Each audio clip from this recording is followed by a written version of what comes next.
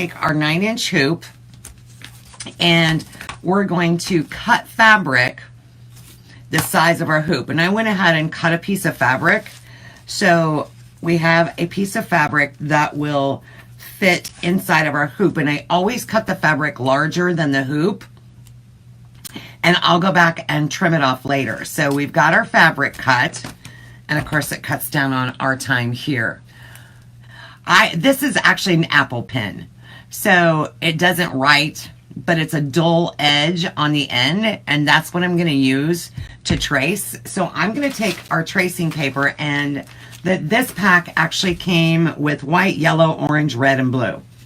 I'm going to use the white and I'm going to lay that down there, put our print right on top of it, and I'm going to trace it. Look, that's how hard it is. So I'm going to take my soft edge pen and trace it.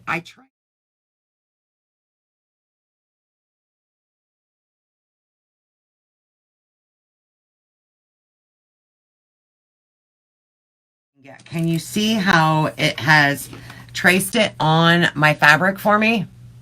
So just to want to warn you, you may want to put something, wax paper, something underneath your fabric just in case your paint goes through, because that would be horrible, right? Now, I'm just going to take my paint pen and now I can trace. It's cheating, I know. But I don't call it cheating. I call it utilizing every available resource. And that's what God gave us these resources for, is to make it easy for folks like me who do not do well with freehand writing.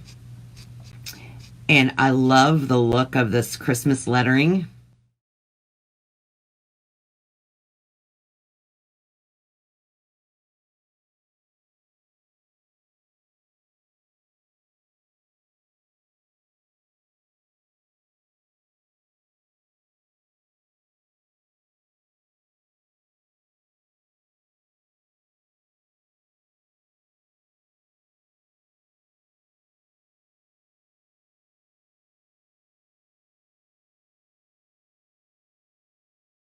A couple drops there.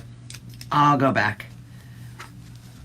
All right, so depending on how you want to do this, you can have your Merry Christmas right smack dab in the center.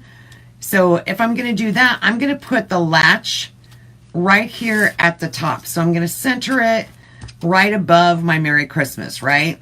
Let me scoot that smidgen this way. Or if you wanted to do the Merry Christmas at a diagonal, you could turn this so that it's more of a diagonal.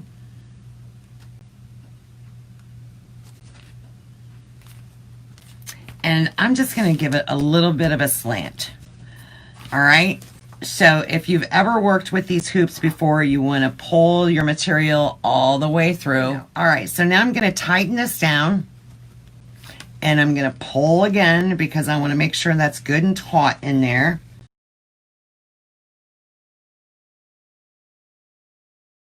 All right, so after I know that this is set, I am going to trim this off. I'm not going to lay it flat yet because, and just in case my paint is still a little wet, I'm going to trim that down.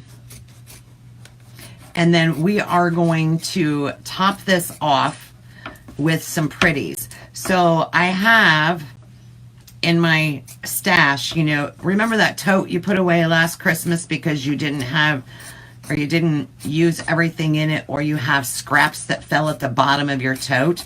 This is a perfect project for those little bitty pieces. I like to repurpose everything, so I don't throw away anything. Perfect.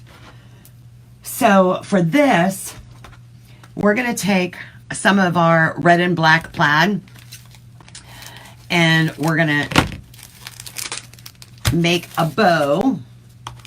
And it's obviously not going to be a huge bow, but we're going to make just a real simple diagonal cut. Let me set this aside. I don't even need this anymore. I'm done painting. And we're going to make just a short little bow.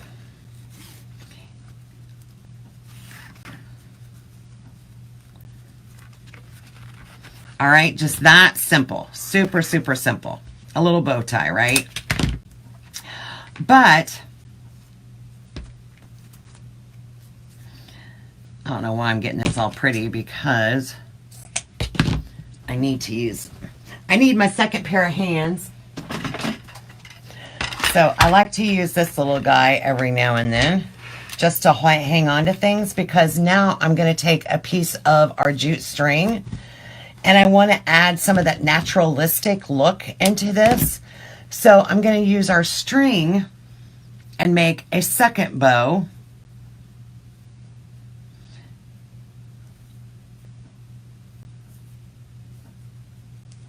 And this is more for a visual effect. It's not really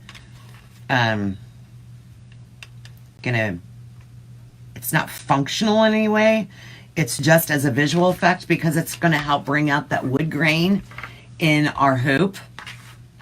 So I'm going to take that.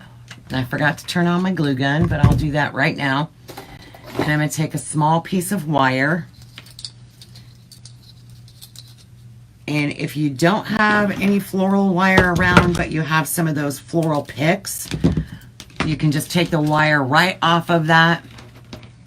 Lisa, you know what? I used to as well, and I think that I used the last one a while back and I never replaced them, but thank you for reminding me of that. I might have to replenish that. All right, so we're going to add that. Remember, twist your bow, not your wire.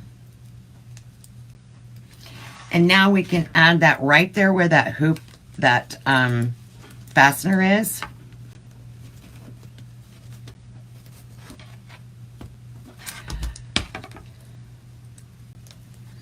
And I'm going to give it a couple good twists. Hey, I'm proud of myself. I didn't cut 24 inches worth of wire, because that's typically, I just automatically start cutting 24 inches. I'm going to cut this long enough so that I can actually take the sharp edges and bend them back towards the screw here and kind of wrap it around, because you know how sharp those edges can get. And then we're going to be using a piece of a little bit of hot glue on that. But now, so if you have some scraps, this, you don't even need much of this at all. So I'm just going to take a couple of pieces, or if you, like I said, if you have some laying at the bottom of your tote or your bin or wherever it is that you store your craft supplies.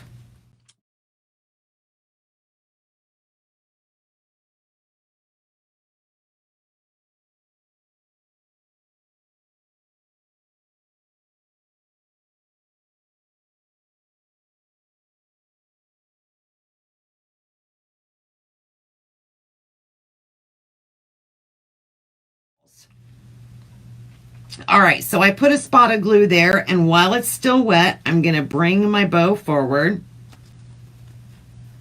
and kind of make him behave here. I'm going to make him conform to me. So I'm going to bring my tail down,